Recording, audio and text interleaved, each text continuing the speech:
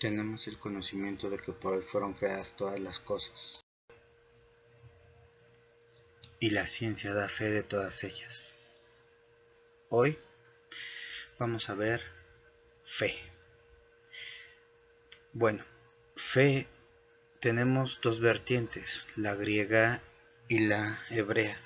Nosotros podemos definir fe de acuerdo a lo que nos explica el Antiguo Testamento y lo que nos puede discernir el Nuevo Testamento. Tenemos que para lo que es en griego, la fe es tener la convicción de la verdad, mientras que en hebreo es ejecutar algo relacionado a la rectitud o la firmeza o la fidelidad. Es decir, en griego tenemos una cuestión más psicológica, como ellos están todo el tiempo pensando y desde ahí se deriva lo que es primero pienso y luego existo. Ellos manejan la fe en un concepto muy almático, muy profundo y solamente metafórico, mientras que los judíos lo ejemplifican de una forma activa, dinámica y física. Es decir, como podemos ver en Éxodo 17:12, cuando habla sobre el levantamiento de las manos de Moisés, es una acción, es algo físico, es algo que se puede ver, algo que todo mundo puede ver. La fe es algo de tener las manos firmes. También podemos nosotros ver en Deuteronomio 32:4 que la fe es relacionado a la fidelidad. Nosotros podemos ver que Dios es justo, que Dios es fiel. Y es por eso que es un mecanismo más físico que emocional. Y tenemos dos conceptos de fe, la que es más cerebral, de una forma más interpretativa griega, enfocado a lo que nosotros tenemos que pensar y sentir, y una fe hebrea más física, más ejecutable, una fe que se mide por obras.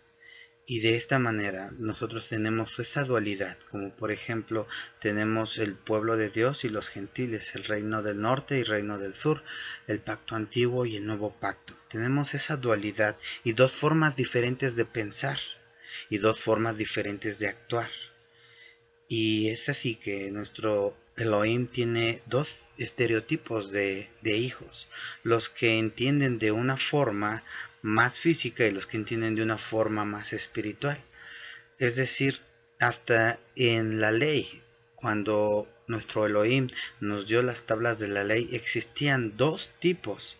Dentro de los primeros 5 estaban contenidos las leyes relacionadas a nuestro Elohim, cómo debíamos de conducirnos ante él espiritualmente hablando, cómo debía de ser nuestro corazón. Es decir, ¿cómo yo puedo saber que puedo honrar a mi padre y a mi madre? ¿Cómo puedo yo saberlo? Es algo más intuitivo. Mientras que los otros 5 van más relacionados tajantemente a las cosas que puedes experimentar de viva voz, físicamente, visualmente. No robarás, no cometerás adulterio. Estas dos partes de la ley están enfocadas de esta manera para que sus hijos puedan entenderlo y entenderlo bien. Y esta dualidad también se traslada de una forma como fractalidad bíblica, que en otra ocasión presentaremos, en escalas, diferentes escalas en las cuales podemos ver no solamente esta dualidad representada en la ley o en la parte histórica, sino también representada en una sola persona, en una sola mente. ¿Cómo lo podemos nosotros visualizar? Pues bien, nuestro Señor Jesucristo en una ocasión fue atacado sobre un cuestionamiento sobre los impuestos. Decía, ¿es bueno que podamos pagar los impuestos o es malo? Y tenemos dos evangelios, el de Lucas y el de Marcos, que hablan sobre esta escena. Pero mientras Marcos se enfocaba más en lo legal, más en los aspectos referentes a la ley, Lucas ampliaba el panorama de una forma más interpretativa, de una forma más imaginativa. Y nuestro Señor Jesucristo dijo, ok, si son duales, darle al César lo que es del César y a Dios lo que es de Dios. Y de esta manera nosotros podemos entender que la palabra es para todos, que no hace excepción de personas, que Marcos escribe para unos, que Lucas escribe para otro pensamiento, como si conociera que nuestro cerebro está dividido en dos. ¿No es esto grandioso? El arquitecto de toda la creación sabe exactamente que nosotros pensamos, porque Él nos creó de esta manera, con esta forma dual. Somos cuerpo y alma, y el espíritu que vivifica, y somos, de cierta forma, tenemos parte de nuestro hemisferio izquierdo que se comporta de una forma más mecánica, más numérica, mientras que nuestro hemisferio derecho se comporta de una forma más imaginativa, más emocional. Entonces, ¿podemos nosotros entender las escrituras? Sí. ¿Se contraponen? No. Mientras que el apóstol Pablo hablaba, ¡hey!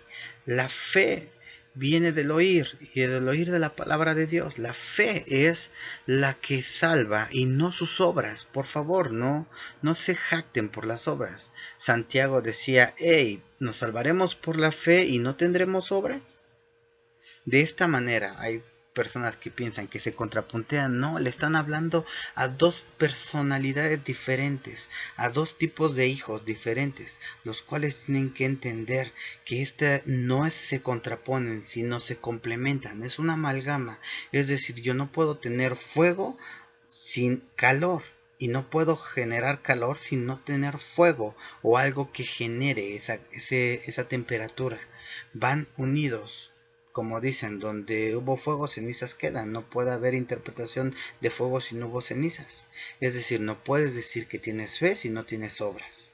Y no puedes tener obras si no tienes fe. Es una amalgama, y es por eso que no debemos contrapuntear ni criticar.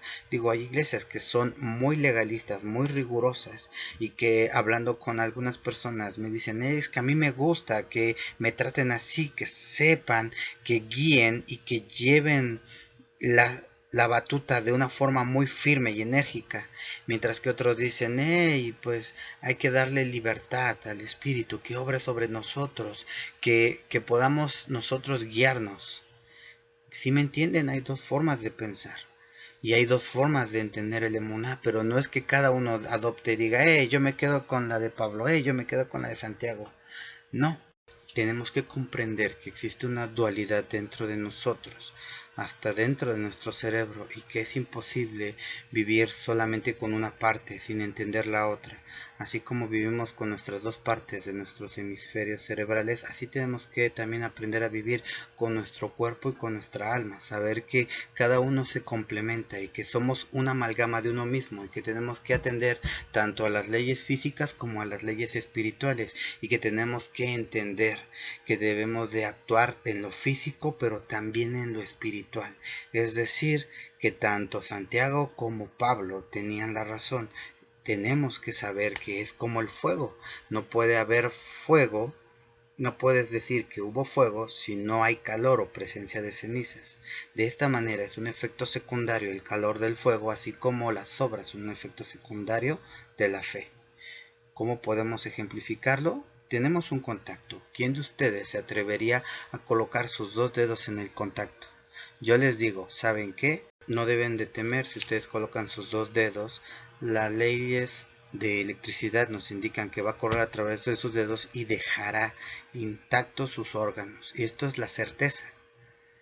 Ahora, si yo les digo, bueno, hazlo, ¿y si te doy 20 pesos lo harías?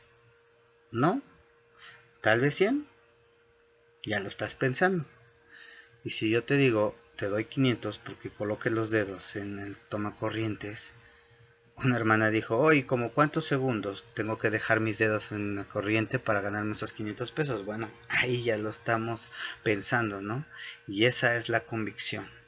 Tenemos la certeza de que no te va a pasar nada y tenemos la convicción de que te vas a ganar 500 pesos. Entonces la certeza más la convicción te da la fe. Una fórmula bastante aparentemente sencilla. Pero, ¿quieres saber más? A lo mejor no quedó muy claro. Nosotros tenemos que tener el conocimiento de las cosas espirituales, es decir, cómo se va a llevar a cabo una sanación. Bueno, existen leyes físicas y leyes espirituales, las cuales nos pueden decir cuándo opera la fe. porque hay una fe que salva, y esa es la que nos da nuestro Yeshua HaMashiach, nuestro Yeshua Ben David, nuestro Señor Jesucristo. Pero hay una fe de poder, que es la fe que transforma, la que habla el apóstol Pablo, que es parte de los dones espirituales, uno de los 9 dones, que se mueve de acuerdo a las características en los dones de poder. Pero entonces, ¿cómo podemos nosotros movernos en esa fe? Te voy a dar un experimento sencillo. Tú tienes 4 vasos. Quiero que tú inviertas los líquidos de un vaso a otro. En uno tenemos aceite y en otro tenemos agua. ¿Necesitarías de 4 vasos? Bueno, si necesitas de 4 vasos, solamente basta vertirlos, intercambiarlos